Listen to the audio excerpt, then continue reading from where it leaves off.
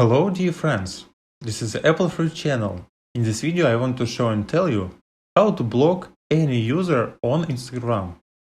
This method will help you block anyone very easily. To do this, you go to Instagram and find the account that you want to block. For example, Cristiano Ronaldo's account. We select it.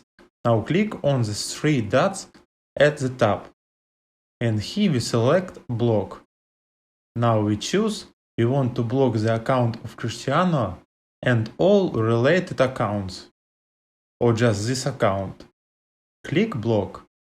If you want to leave a complaint, click block and report. Then specify the reason for the complaint. That's how we block this profile. To unblock it, find it and click unblock. And now this account is open. That's the easy way. You've been on the Apple Fruit channel. Like it and subscribe to the channel. Bye bye.